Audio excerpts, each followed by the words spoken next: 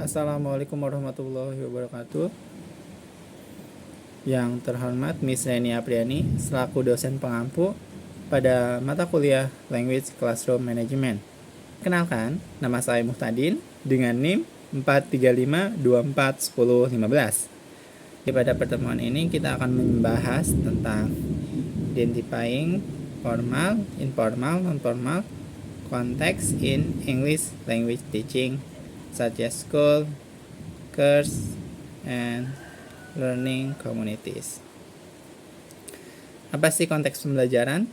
Jadi konteks pembelajaran atau learning context dalam English language teaching mengacu pada tempat dan situasi di mana proses pembelajaran bahasa Inggris berlangsung. Terus konteks ini sangat mempengaruhi tujuan, metode, strategi, serta evaluasi pembelajaran. Terus terdapat 3 konteks utama. Pertama ada formal education, kedua non-formal education, dan yang ketiga informal education. Jadi pembelajaran formal itu terjadi di lembaga pendidikan resmi seperti sekolah, universitas, atau lembaga yang diakui oleh formal learning occurs in official education institution such as school, university, or government recognized institution. So, for the characteristic, there is standard curriculum for government or institution. Teacher have professional qualification. Assessment is system such as like exam, grades, report card.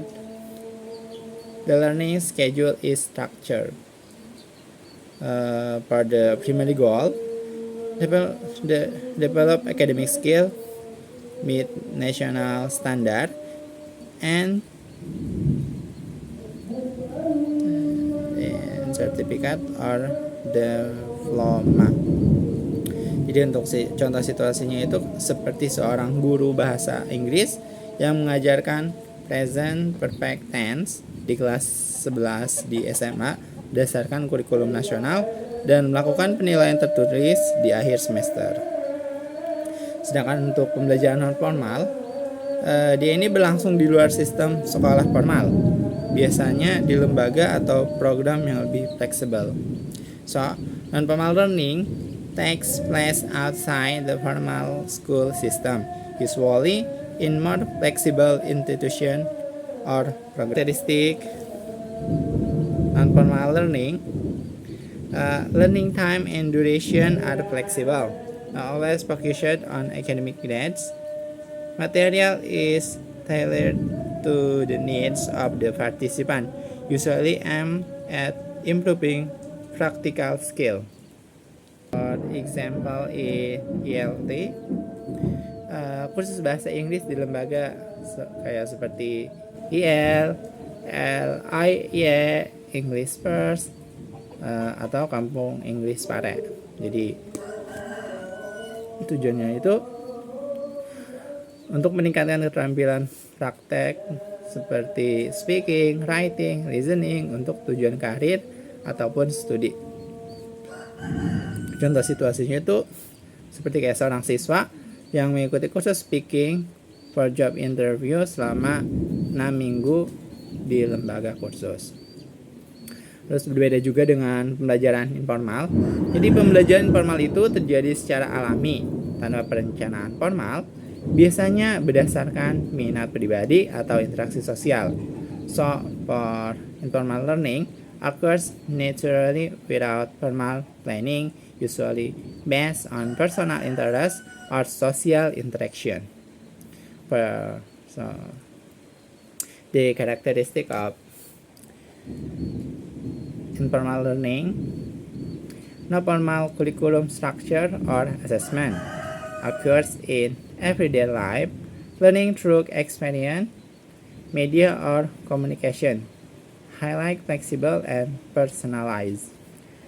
For the example, in ELT, seperti kayak belajar bahasa Inggris lewat YouTube, podcast, film, media sosial, atau percakapan dengan teman.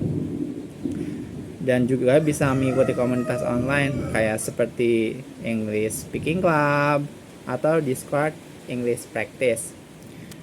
Main goal to expand vocabulary, practice fluency, and build confidence in English naturally. Contoh situasinya itu seperti kayak Contoh situasinya seperti seorang mahasiswa yang sering menonton video YouTube berbahasa Inggris untuk meningkatkan listening dan pronunciation.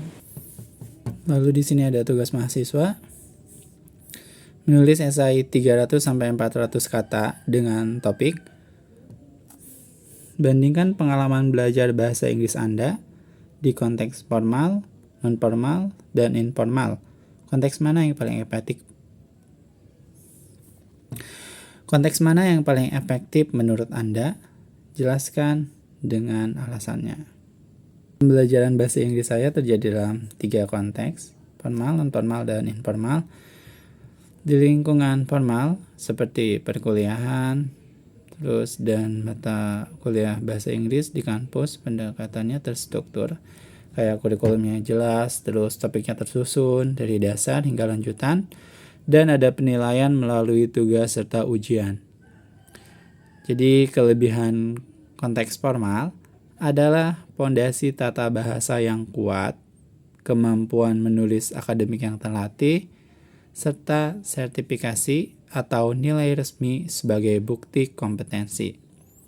Untuk kekurangannya, suasana kelas yang kadang kaku dan juga kurang menekankan kelancaran berbicara dalam situasi sehari-hari karena dibatasi oleh waktu. Sedangkan dalam konteks non-formal, kayak misalnya kursus bahasa, les private, dan juga pelatihan singkat, di sini materinya dapat disesuaikan dengan kebutuhan. Jadi untuk materinya dapat disesuaikan dengan kebutuhan peserta, kayak misalnya fokus pada percakapan, presentasi, atau persiapan tes internasional. Berdasarkan pengalaman saya mengikuti les bahasa Inggris di Rumah Bahasa Lebak, saya mengalami peningkatan kefasihan berbicara karena latihan yang berulang, terus diskusi kelompok juga koreksi langsung dari instruktur. Selain itu juga role play sama simulasi nyata membantu membangun rasa percaya diri. Kekurangannya ini pertemuan yang terlalu singkat karena diadakan hanya seminggu sekali, yaitu di hari Senin.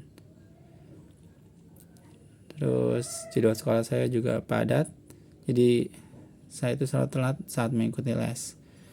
Serta variasi kualitas antar lembaga sehingga tidak selalu konsisten. Sedangkan dalam konteks informal, itu seperti belajar mandiri, kayak dari YouTube, podcast, komunitas, chatting dengan penutur asli, dan juga media sosial.